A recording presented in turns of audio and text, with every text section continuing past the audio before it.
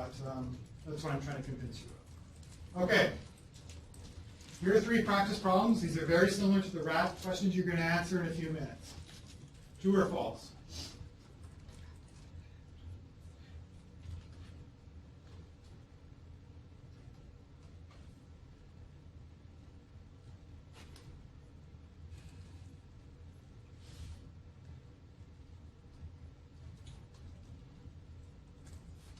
True.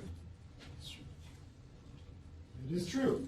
That's one of the major benefits of having tax-exempt bonds. Okay, this one's tricky.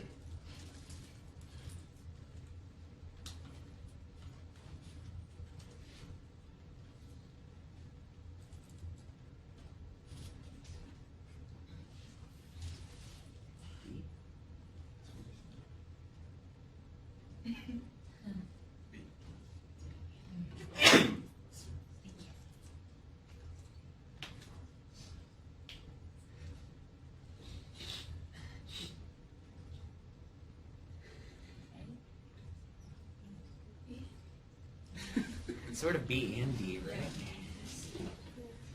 D is incorrect. You think D? Oh, that's true. Yeah, they didn't necessarily count. Somebody hauled it out the right answer. D. D. So it increases its taxable income. This is capital gain. Is that true or false? False. False. Because why?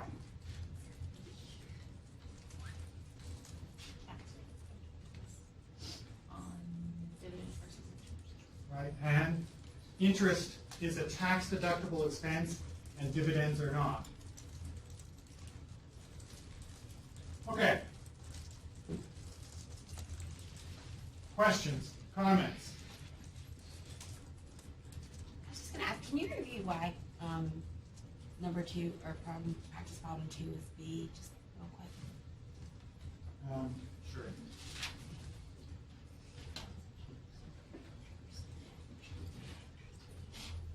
Essentially, if a business sells an asset for more than its tax book value, so in an example I talked about a few minutes ago, they sell the asset for $40,000 when its tax book value is $31,900.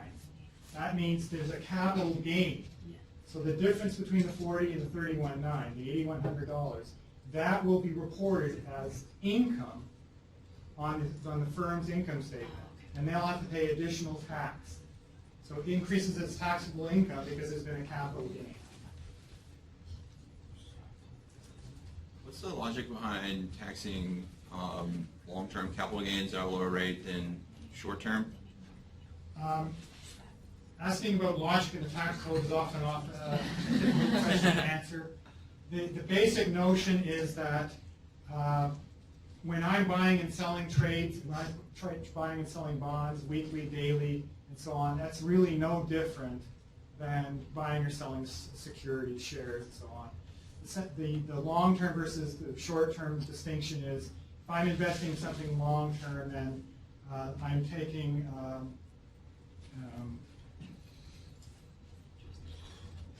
well, it's really what I said a minute ago. It's more. It's really looked at as a liquid asset versus a permanent long-term asset, and particularly these days when a lot of assets are traded hourly and sometimes by the minute. So that's the basic reason. One is really no different than ordinary income, and one is seen as more of a long-term investment, essentially to reward people for holding on to assets for a long period of time, for investing in a corporation over a long period of time. It's a financial reward. So if the useful life of a piece of equipment is 8, but the MACR or whatever it's called was a 5-year, that means there's 3 years where you essentially are going to have capital gains, or no? No, the makers, the appreciable, the class that it's in, it's assigned a class when the day the asset is bought. So the IRS is a long last, like tractors, 5 years. Whatever tractor you buy, that will be depreciated using a MACR's 5-year class. And whether you sell it after 1 year or 5 years or 10 years, essentially the 5-year class will always apply to tractors. But because it's 0 at year 6, if you sold it for anything then, it's considered a capital gain, right? After anything you sell it for after the full, yes, anything you sell it for after it's been fully depreciated, if that amount is greater than, I'm not sure how many tractors that are 8 years old are going to be sold for much beyond the price anyway. But you're right, there will be a capital gain. If you declared that tax, that tractor as a cost of doing business. If you're a taxable corporation, the answer is yes. Other questions or comments? So, for that, like for the tractor example, even if like, say your tractor doesn't work anymore and someone comes and pays you for like salvage yards or something like that, they would still tax you on that money that they paid you for coming to get that?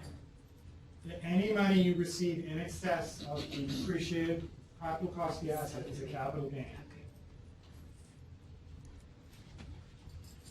When calculating depreciation, straight line depreciation, why would accountants use the salvage value in their equation when Mackers doesn't use salvage value? What's the benefit of incorporating that into the number? Well, accountants would say, well, why doesn't the government incorporate salvage values? Yeah, right. The other way.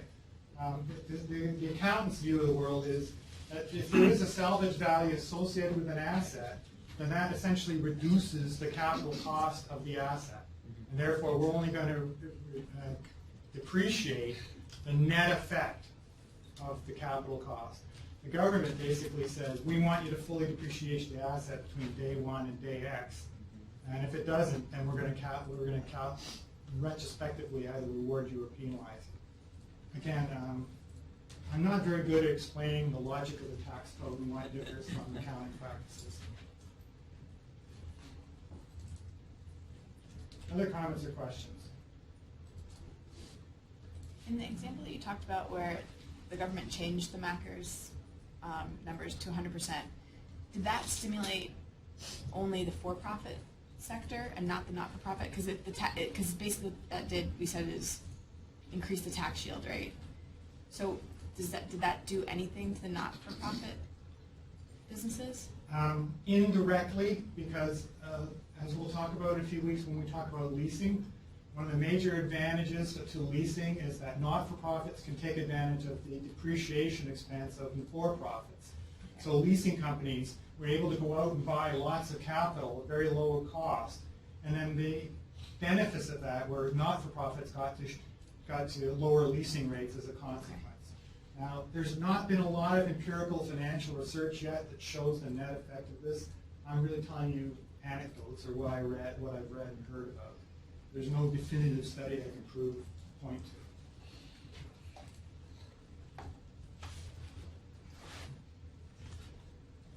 Other comments or questions? Okay, let's take a 5-minute, 7-minute break, and then we'll come back and we'll try your first draft.